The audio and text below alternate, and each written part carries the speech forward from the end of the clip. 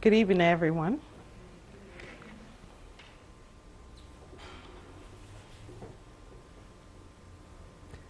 Mural depicts local history. In the summer of 1978, Champaign-Urbana community, especially the African American community, became aware of a local mural project.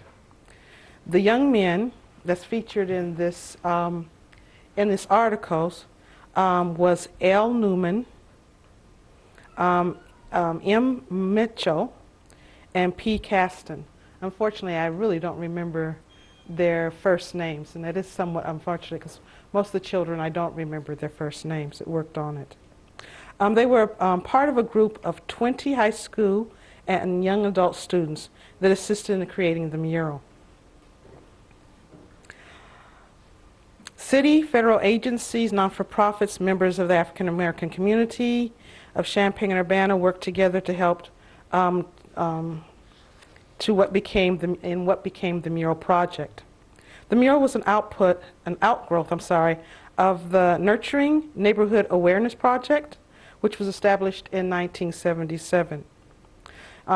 It was established by the Environmental Resources and I messed it up this time. Let me start again. Okay. It was started by the Educational Resources in Environmental Science, which was called, of course, acronym is ERES. The Nurturing Neighborhood Awareness Project, known as NNA, had been successful over that year in a series of art-based workshops that was held in Douglas Center to stimulate community empowerment. Karen Sanders, got her name this right, okay, who was project coordinator, and Eugene Britt of the community, he was also a community coordinator, began investigating the idea of a large outdoor mural because of the success of these workshops. And we realized at this time, about 1978, there was a whole mural movement that was happening, starting in Chicago in about 1967, and expanding throughout the country.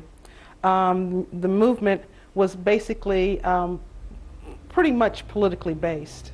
A lot of the murals had very much political statements. And so one of the things that they wanted to do was to have possibility of doing outdoor mural here that would kind of pull together the community. Okay, to this end,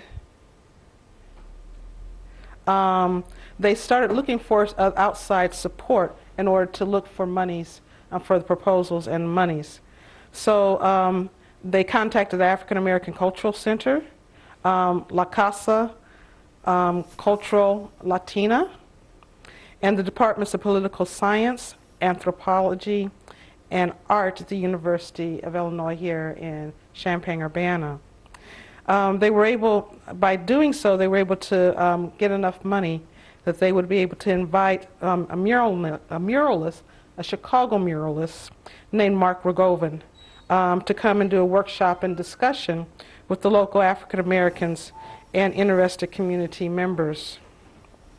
From the beginning of the process, it was the community's concern and artists' reluctance for the mural project.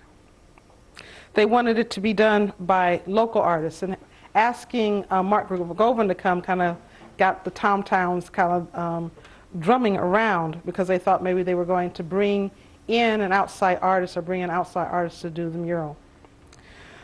So they began to look for artists, and it was very important that they started asking around all the local African American artists to see if they were interested in coming. Just before Mark Rogovan was supposed to come, and that was in April of 1978, I was contacted. And I guess if folks remembered me, I had graduated here from there. I'm from Champaign, and I had also had worked on another mural in Champaign with actually for La Casa, and they had brought some Cuban artists, muralists in to do this large mural on a building they used to call the Earthworks, which is no longer here. And so I had some background in doing murals. So I was asked if I would like to go to that meeting. Well, long story short, I went to the meeting, and a lot of the artists was kind of reluctant to have, to work on the mural because they didn't want anybody to change their creative impulse. Okay, if you're working on a mural, it's kind of like a community project, and especially if you are having to deal with the community and all the aspects, everybody has their input, their say, what it is that they want to do, how they're going to do it, why they're going to do it, etc.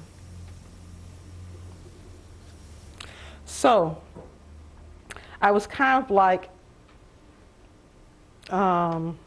commandeered into kind of working it, because that's what in the meeting that happened. The meeting that I went to actually happened at Al Mitchell's, and he was the director of Oasis Graphics, which was a graphics studio that was under the psychology department. And he actually helped employ a lot of the local black artists. So a lot of the local black artists was able to work, and I had done some freelancing for them as well.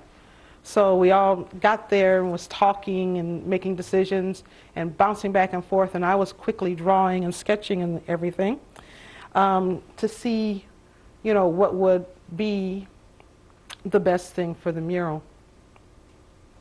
And so I was commandeered into it. Okay, so in order to make sure everything was happening, we were looking at several different ways of how to raise the money for this. Okay, by using CETA, which is, the comprehensive, thank you, the comprehensive, just went out my mind, Comprehensive Employment Training Act contracted with ERES so that they'd be able to have the salaries paid. My salaries plus the young adults' salaries was paid through CETA. But we still also had to raise the money for the materials, especially the paint. So the Park District Champaign Park District was somewhat interested in it, but I had to go and do a presentation, which meant that I had to do a workup to do a real nice song and dance presentation to the Park District to get them interested. Now, one of the things we decided to was locate the building. The building at Park and 5th Street at that time was owned by the Marco family. Okay, and Mr. Marco said yes, we'd be able to use the building. The Marcos had been in the area for a very long time. Now, at that time, they had also just finished a park that was adjacent, and that's one of the reasons why they decided to approach the Park District, see if they'd be interested. And the park that was adjacent, of course, we considered first was called Park Number 1, but it was named the Nelson Sokovich Park. And of course, the Nelson Park was on behalf of my uncle, whose name was Ernest Nelson, who lived on the property before, and the family had donated the property for the park. So we was able to do the presentation to the Park District. Park District signed on, and from their signing on, we was able to get the basic supplies. So now we had the monies for the paints, the supplies, etc. But then you have to deal with the